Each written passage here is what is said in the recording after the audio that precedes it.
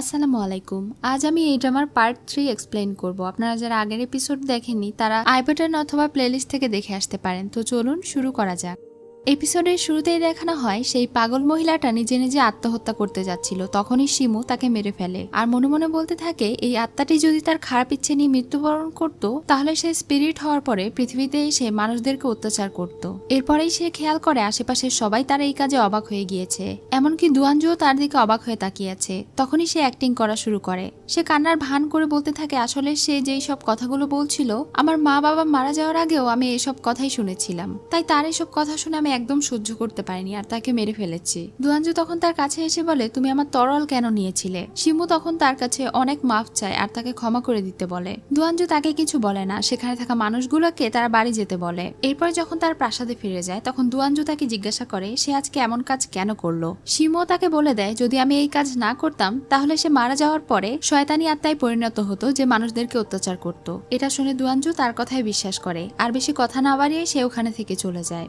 কিছুক্ষণ পরেই ফেঙ্গি তাকে একটা দারুণ খবর দেয়। সে জানায় সে আসল দুয়ানজুর খোঁজ পেয়ে গিয়েছে। তার একটা বন্ধুর সঙ্গে নাকি আসল দুয়ানজুর দাইজু শহরে দেখা হয়েছিল। সে এখন তাকে তার ছবি দেখায় আর বলে এই ছেলেটির নাম হচ্ছে ফেং, সে এখন লিয়াং রাজ্যের একজন কাউন্সিলর। এটা শুনে তো সে অনেক খুশি হয়ে যায়। এখন আমরা সেই ছেলেকে লিয়াং রাজ্যের রাজসভায় কাউন্সিলর হিসেবে দেখতে পাই। এটা হচ্ছে লিয়াং রাজ্যের রাজা। তিনি তার সমস্ত রাজসভার কাউন্সিলরদের কাছে থেকে পরামর্শ চাইছিলেন। সুজু রাজ্যের সঙ্গে তাদের সৈনিকেরা লড়াই করছে অনেকদিন থেকে, সেখানে এখন খাবার সংকট হয়েছে। তাদের কাছে এখন পর্যাপ্ত পরিমাণের খাবার নেই যে তাদেরকে পাঠাবে, সে কি তাদেরকে ফিরে আসতে বলবে। এই বিষয়ে রাজসভার অনেকেই অনেক রকমের পরামর্শ দেয়। এরপরে ফেং রাজাকে বলে এই দিনটার জন্য তারা 30 বছর থেকে অপেক্ষা করেছে, এখন হার মানলে চলবে না। তাদেরকে খাদ্য সরবরাহের আগে তারা চাইলে অন্য জায়গা থেকে খাদ্যগুলো কালেক্ট করতে পারে। রাজা তাকে বলে তাহলে এই সব কিছুর দায়িত্ব কে নেবে। তখন ফেং এই সব কিছুর দায়িত্ব নেয়। এই সব কিছু শেষে মিনিস্টার কেন যেন তার উপরে একটু রেগেছিল আর তাকে বলছিল দুয়ানজুয়ের সঙ্গে তো তুমি ছোট থেকে বড় হয়েছো, তুমি কি তাকে মারতে চাও নাকি। এটা বলেই তিনি ওখানে থেকে চলে যান আর ফেং একটু মুচকি হাসে। এদিকে দুয়ানজু এবং তার সৈনিকেরাও চিন্তিত ছিল কারণ খাবার সংকট দেখা দিয়েছে, এই খাবার বেশি দিন চলবে না। দুয়ানজুন তখন তাদেরকে একটা সুসংবাদ দেয়, তাদের শত্রুপক্ষের লোকেরা কিছুদিনের মধ্যে খাবার নিয়ে তাদের বর্ডার ক্রস করবে আর এই সুযোগে তারা চাইলে তাদের উপরে হামলা করে সেই খাবারগুলো ছিনিয়ে নিতে পারবে। তবে এই কাজটা খুবই রিস্কি, এই জন্য মিস্টার উ খুব একটা রাজি হচ্ছিলেন না। এসব আলোচনার শেষে যখন দুয়ানজু তার রুমে যায় তখন তার অনুভব হচ্ছিল আশেপাশে কেউ আছে। আসলে সেখানে শিমু বসেছিল, তবে সে তাকে দেখতে পায় না। তার অনুভূতি শক্তি এত বেশি দেখে তো শিমু অবাক হয়ে ভাবছিল মানুষ হিসেবে তার পঞ্চ ইন্দ্রিয়ের শক্তি অনেক বেশি। একবার যদি সে তার পঞ্চ ইন্দ্রিয়ের শক্তি লাভ করতে পারে তাহলে সেই দুনিয়াকে অনেক ভালোভাবে অনুভব করতে পারবে। দুয়ানজু যখন তার কাপড় খুলে গোসল করতে শুরু করে তখন সে তার শরীরে অনেক ক্ষত দাগ দেখতে পায়। এটা দেখে সে ভাবছিল এত পুরনো ক্ষত দাগ তার শরীরে কিভাবে এলো, আর সে তার দিকে তাকিয়েছিল। তখনই দুয়ানজু তার দিকে তাকায়। সে মনে করে দুয়ানজু হয়তো তাকে দেখতে পেয়েছে, কিন্তু আসলে দুয়ানজু তাকে দেখতে পায় না। সে আশেপাশে সবকিছু অনুভব করছিল, তার মনে হচ্ছিল কেউ যেন তাকে দেখছে। এরপরে যখন সে শুতে যায় তখনও তার অনুভব হচ্ছিল আশেপাশে কেউ আছে, এজন্য সে ঘুরে ঘুরে দেখছিল। তার শিয়ালের মতো এত অনুভূতি দেখে তো সে ইমপ্রেস হয়ে যায় আর বলে আমার টেস্টে তুমি পাশ করেছো, তোমাকেই আমি আমার পঞ্চ ইন্দ্রিয় জাগ্রতকরণের জন্য ব্যবহার করব। এটা বলে সে ওখানে থেকে চলে যায়। কিন্তু দুয়ানজু সারা রাত ঠিকভাবে ঘুমাতে পারে না। পরদিন সকালে যখন সে সবার সঙ্গে বের হওয়ার প্রস্তুতি নেয় তখনও তার বারবার ঘুম পাচ্ছিল, যেটা দেখে কমান্ডার উ তাকে নিয়ে হাসি ঠাট্টা করে।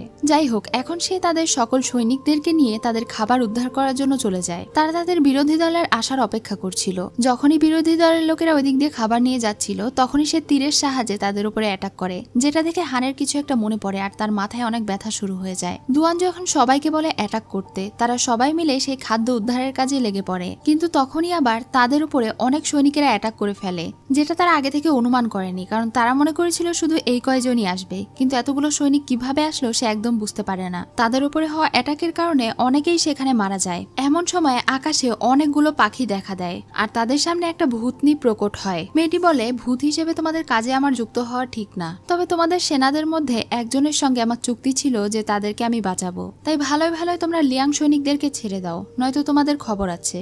দুয়ানজু বুঝতে পারে যে এটা শিমু, তাই সে হেসে বলে ঢং করা বন্ধ করো। এবার যখন তাকে কেউ ভয় পায় না এবং আবারও লড়াই করতে আসে তখনই সে তার আসল ম্যাজিক দেখায়। তার পাওয়ারের সাহায্যে সে ওখানে থাকা সৈনিকদেরকে ফ্রিজ করে দেয়, এমনকি সেই সব পাখিগুলো দিয়ে তাদের উপরে অ্যাটাক করায়, যার ফলে ভয়ে তারা সেখানে থেকে পালিয়ে যায়। এগুলো দেখে দুয়ানজু অবাক হয়ে যখন তার দিকে তাকায় তখন দেখে আশেপাশের সবকিছু থেমে গিয়েছে, শুধুমাত্র সে আর শিমু একে অন্যের সঙ্গে কথা বলতে পারছে। সে এখন শিমুকে জিজ্ঞাসা করে তুমি আসলে কে। তখন শিমু তার আসল পরিচয় দিয়ে বলে বলে, আমি জিয়াও জিয়াও নই, আমি হলাম শিমু। আমি রাতে পৃথিবীতে মানুষদেরকে দেখি আর দিনের বেলা স্পিরিটদেরকে দেখাশোনা করি।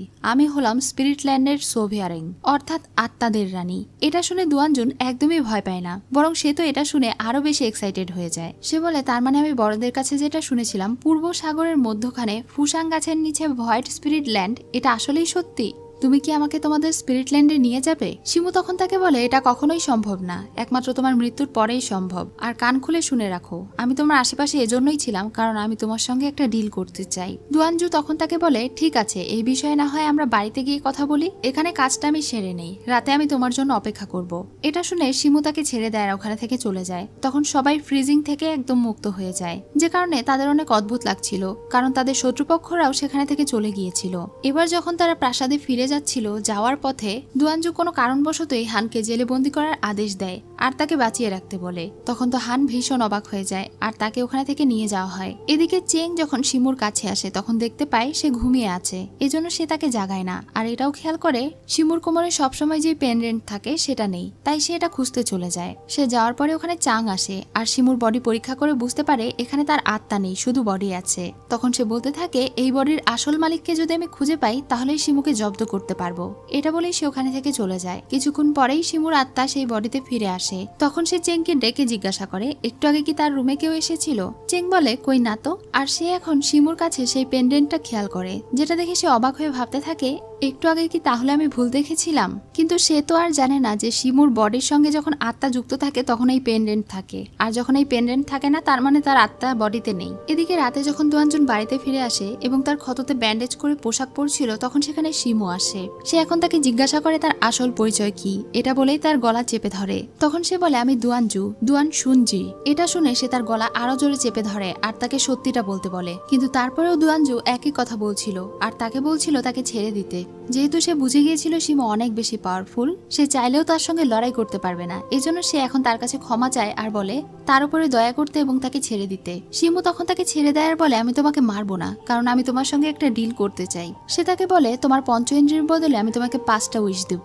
তুমি আমাকে একটা ইন্দ্রিয় শক্তি দিবে, তার বদলে তোমাকে আমি একটা উইশ দেব, আর এটাও মাত্র 10 দিনের জন্য। তখন সে জিজ্ঞাসা করে, এই 10 দিন কি আমি কোনো কিছু অনুভব করতে পারবো না? সেও বলে, হ্যাঁ তুমি ঠিকই বলেছো, তুমি আমাকে যেই অনুভূতি দিবে সেই একটা অনুভূতি তুমি আর অনুভব করতে পারবে না, বাকি 4টা অনুভূতি তোমার কাছে থাকবে, আর 10 দিন পর সেটা তোমাকে আবারও ফিরিয়ে দেওয়া হবে। আর এর বদলে তোমাকে যে ইচ্ছেগুলো আমি দেবো সেগুলোরও লিমিটেশন আছে, তুমি চাইলেই যা ইচ্ছে চাইতে পারবে না। তবে হ্যাঁ, তোমার সবচেয়ে কার্যকরী একটা উইশ চাইতে পারো, যুদ্ধের ময়দানে আমি তোমার বদলে লড়াই করে তোমাকে জিতিয়ে দিতে পারি। তখন সে হাসে আর বলে, আমার অনেক করুণা হচ্ছে তোমার প্রতি, কারণ আমার চাওয়ার মতো কোনো ইচ্ছেই নেই। এটা শুনে সে রেগে তাকে হাওয়ায় ওড়ায় আর এরপরে তাকে বিছানায় ফেলে তার বুকের উপরে উঠে যায়, মানে তার বুকের উপরে এখন একটা ভূতনি বসে আছে। এরপরে সে তাকে থ্রেট দিয়ে বলে, না করার কোনো সুযোগ নেই তোমার। দুয়ানজু এখন তাকে তার উপরে থেকে সরে বসতে বলে, কারণ সে অনেক ভারী আর তার শরীর অনেক ঠান্ডা। তাদের এসব কথার মাঝেই সেখানে ক্যাপ্টেন চলে আসে আর তাদের দুজনকে এইভাবে দেখে ফেলে। দুয়ানজু তো লজ্জা পায় আর সিমু ইচ্ছে করে তার উপরে আরো বেশি করে উঠে বসে। তখন ক্যাপ্টেন দ্রুত সেখানে থেকে বাইরে বেরিয়ে যায়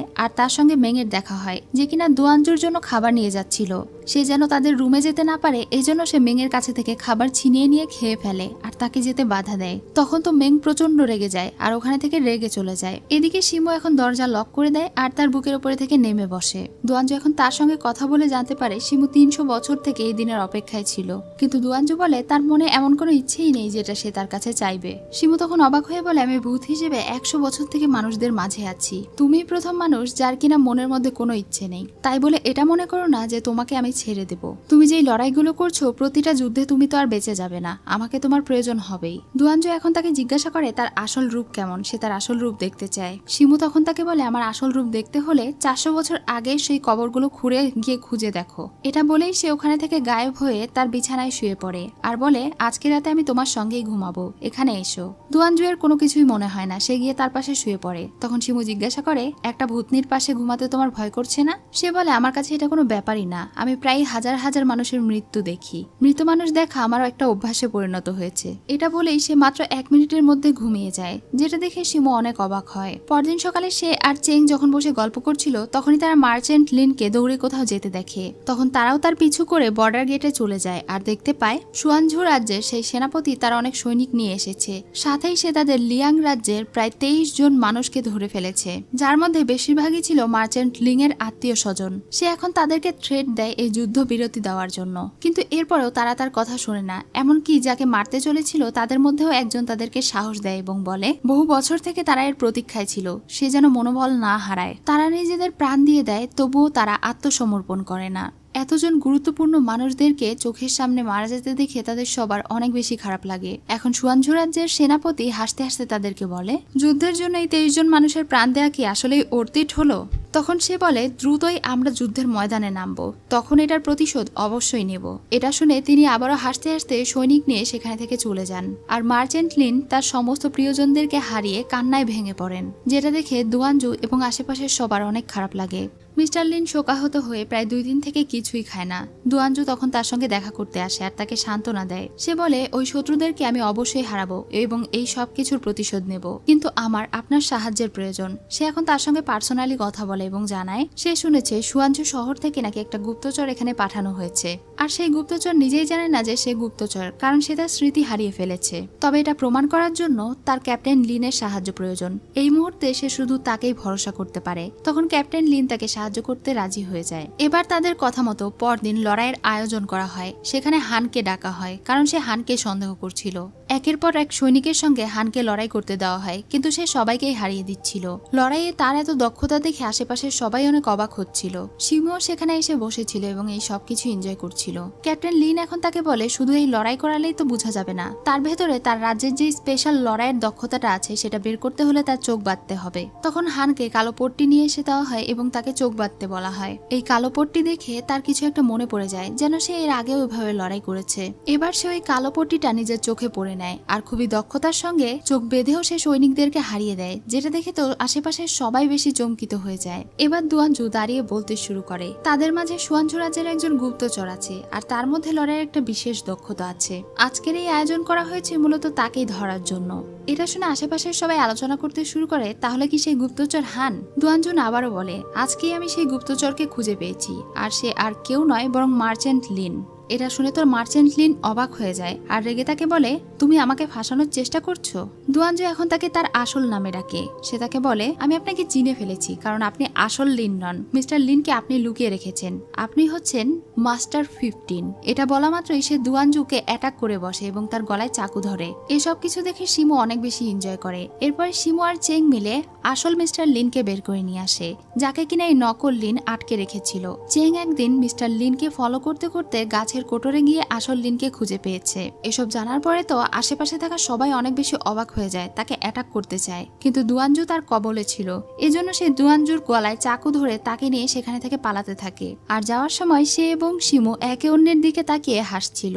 মাস্টার 15 এখন তাকে সঙ্গে করে নিয়ে চং রাজ্যের ক্যাম্পে চলে যায়। তাকে সেখানে বেঁধে ফেলা হয়। কিছুক্ষণ পরেই শিমু তার সঙ্গে দেখা করতে আসে আর তাকে বলে, এখন তো এখানে থেকে বেঁচে ফেরা এত সহজ না, এখন কি সে তার উইশ চাইবে? দুয়ানজুন বলে, অর্ধেক অংশ দেখেই তুমি মনে করছো আমি অসহায় হয়ে পড়েছি? আমার এটার কোনোই প্রয়োজন নেই। শিমু তাকে আরো একবার ভেবে দেখতে বলে, কিন্তু দুয়ানজুনের নিজের প্রতি আত্মবিশ্বাস ছিল। পরদিন সকালে হান এবং কমান্ডার উ তাকে উদ্ধার করার জন্য যেতে চাইলে ক্যাপ্টেন এসে তাকে জানায় দুয়ানজু তাদেরকে যেতে বারণ করেছে, কারণ তার একটা নতুন প্ল্যান আছে। এটা শুনে তারা অবাক হয়। সেই দিন রাতে মাস্টার 15কে দেখানো হয় সে এখন মিস্টার লিনের নকল মুখোশ খুলে ফেলে এবং অন্য একটা মুখোশ পরে, কারণ তার চেহারা এখানে পুরোপুরি দেখানো হয় না। এরপরে দুয়ানজুর কাছে গিয়ে সে তাকে অনেক মারধর করে। আমরা এখানে জানতে পারি মাস্টার 15 ওখানে ছদ্মবেশে ছিল, কারণ দুয়ানজুর আসল পরিচয় নিয়ে তার সন্দেহ ছিল, আর একই সঙ্গে হানের বিষয়েও তার জানা ছিল। হান যে মাস্টার 17 এটা সে বুঝে ফেলেছিল। তাই কোনো কিছু যেন গড়বড় না হয়ে যায়, তাই সে ওখানে থেকে সুয়ঝু রাজ্যের সেনাপতিকে সব খবরাখবর ট্রান্সফার করছিল। এগুলো শুনে মাস্টার 15 যখন চলে যাচ্ছিল তখন দুয়ানজু তাকে পেছনে থেকে বলে, সারা জীবন সে শুধু অন্যের চেহারা নিয়ে মানুষকে ধোঁকা দিয়েছে। সবসময় সে শুধু অন্যের জন্য কাজ করেছে, কিন্তু কখনো কি এক মুহূর্তের জন্য সে নিজের জন্য বেঁচেছে? কখনো কি সেই অসহায় মানুষদের জন্য দয়া অনুভব করেছে? সে আসলে সবার হাতের পুতুল হয়ে সারা জীবন থেকে যাবে। এটা শুনে সে ওখানে থেকে চলে যায়। এরপরে শিমু তার কাছে আসে, তার গলার শিকল ধরে বলে, এখনো ভেবে নাও, উইশ চাও, নয়তো তুমি এখানেই মারা পড়বে। দুয়ানজু তাকে বলে তাহলে একটা ম্যাজিক দেখতে থাকো। এটা বলেই সে তার হাতে থাকা একটা কাঁটা দিয়ে নিজের বাঁধন খুলে ফেলে। শিমু তাকে বলে আমিও দেখবো তুমি কতক্ষণ উইশ না চেয়ে থাকতে পারো। দুয়ানজু এখন ওখানে থেকে বেরিয়ে যায় এবং একজন সৈনিকের পোশাক পরে নেয়। সেই ক্যাম্পে সুজু রাজ্যের সেনাপতি এবং তাদের সৈন্যগুলো অনেক আনন্দ উল্লাস করছিল, কারণ আগামীকালকে তারা 2 লক্ষ সৈনিক নিয়ে অ্যাটাক করতে যাবে। তারা শিওর ছিল যে তারাই জিতবে, এজন্য তারা অনেক ড্রিঙ্কস করে আর ওখানেই ঘুমিয়ে পড়ে।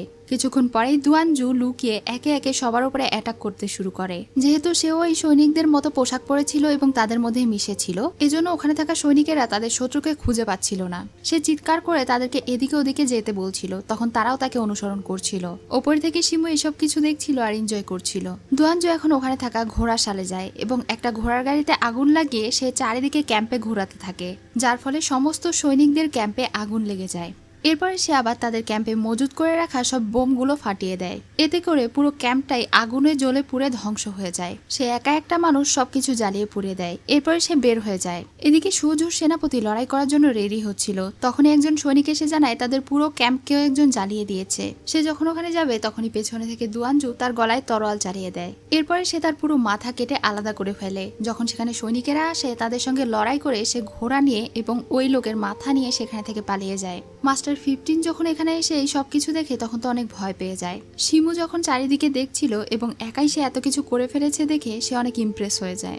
এদিকে দুয়ানজু যখন ঘোড়ায় করে যাচ্ছিল তখন 15 তাকে সেখানে ফেলে দেয় আর তাকে জিজ্ঞাসা করে সে আসলে কে, তার আসল পরিচয় কি। তখন দুয়ানজু তাকে বলে তুমি মনে করেছিলে হান হয়তো মাস্টার 17, কিন্তু তুমি ভুল করেছো, কারণ আসল 17 হলাম আমি। মাস্টার 15 ছিল তার সিনিয়র।